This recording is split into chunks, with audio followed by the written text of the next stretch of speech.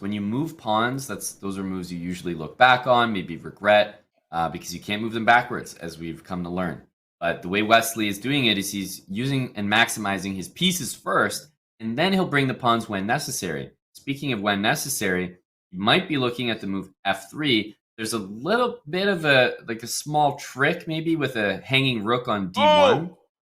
And this is even better because queen takes C6 is coming. Oh, this is over. Yeah, that was a really smart way to do it.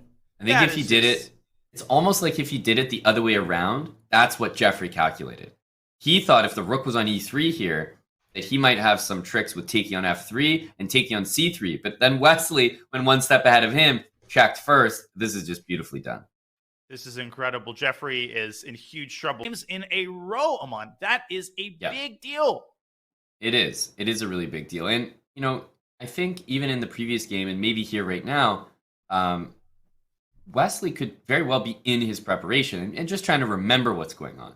But even that, to me, speaks to the fact that Jeffrey knows this a bit better. He knows it like the back of his hand. He can pull these moves out in 5 seconds apiece. Whereas Wesly is like kind of maybe second guessing or wanting to make sure. With the topsy-turvy nature of the match, it really was like nobody was drawing any games. And, you know, you had some great games when you had the white pieces. And, you know, Jeffrey had some great prep, but it seems so back and forth. Was this like a theoretical battle, did you feel like, between you and Jeffrey? No, it wasn't a theoretical battle, and because he played different openings with white. Yeah,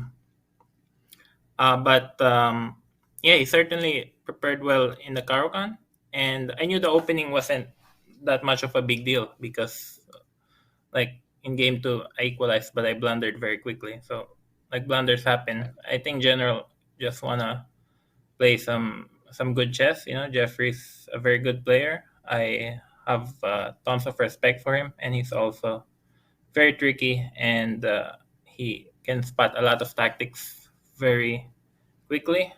Aronian is one of the last guys in the world you'd want converting it against you because he's just so precise, especially with that time advantage of 5 minutes. You feel like there's no way he's going to slip up. Yeah, queen takes C6 is in. Mm-hmm. He's just going to send the c-pawn down the board, and the story of the game is really black's pieces on the queen side, as you said, doing a whole lot of nothing. I think rook e4 might be the most accurate to pin the knight and prepare e7. Don't go e7. Knight takes e3 would have been check. Yeah, that's probably the last pitfall, but as soon as it's not check, I don't think rook there's f7. any concern here. Anything when c7, rook f7. I think Sam, he's going to give one more check, and then he is going to resign the game. What a match for Levon Aronian. Speaking of consistency, I think a lot of people just kind of take Levon Aronian for granted, but the guy just shows up, tournament in and tournament out. Out. Over yet, he still has a connected PASSSERRRS. E6! E6 was winning. He was promoting. Amani was promoting his pawn on E6. Oh my goodness. If he would play some classical, but still he'll be 53 in December. Okay. Wow, okay. 53. We're on 1,000, and they go for the true mega mind plays of 1,300. Play the Bong Cloud. I need to study the Bong Cloud more. All right, let's play a 1 minute game. I'm going to show you how to win in 1 minute. The strategy for winning in 1 minute is just playing all pre-moves. It's actually genius. Hey, the viewer said to raid Amouranth. Of course I'm gonna raid Amouranth. Homosexuals confirmed. Okay. Alright, cool. That's what I am, secretly, obviously.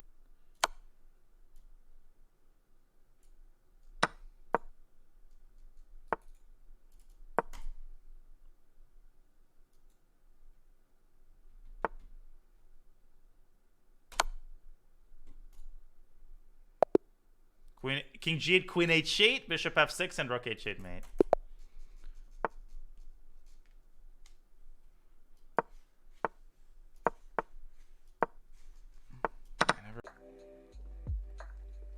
With the shoes or without the shoes? I'm too lazy for the shoes. Or should I do the TikTok thing where you like go like this and then it's done? Oh, they're too tight though.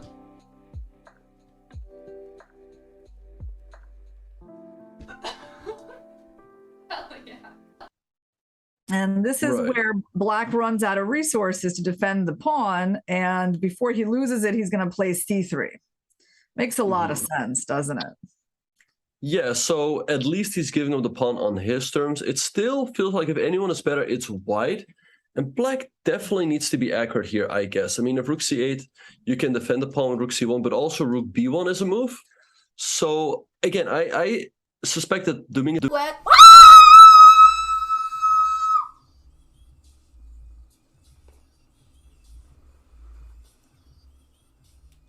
That one was low.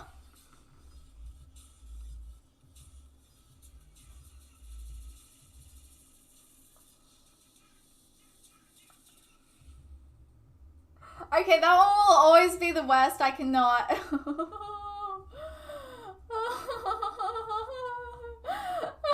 You kidding me? It's just he's unplayable. Oh, and he played e5. That's right. Okay, now it's an even playing field. Yes, that I simply do this accent and I don't speak fluent Russian. Then I would be fraud.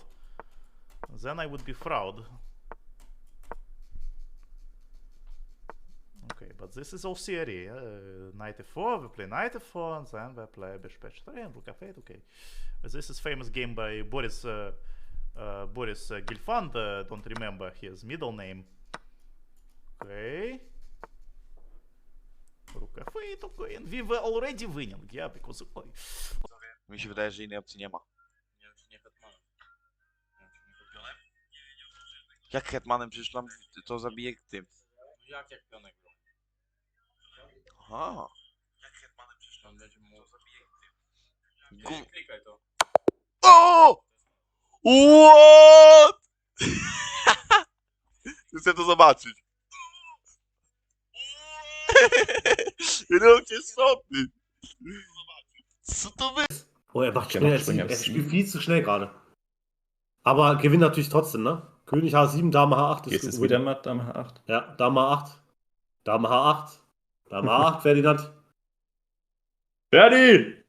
Hallo! Oh, Das ist ein Läufer G6, hä? Oh, was macht er denn? Aber es geht immer noch, ne? Es ist immer noch matt, ja. Aber Oh, was er muss macht er denn aufpassen, da? ne? Er muss aber trotzdem. Ja, Ja, und nee, jetzt, wo das ist ist das kein Matt? Matt, das ist kein Matt. Ich dachte Dame H8, aber das geht ja gar nicht. Oh, Nein, er macht Dame H8! Was? Oh Gott! Of course, I walked right into the mate. Of all the things I could have done there, I decided to get mated up a piece. Nice. I'm going to castle queenside.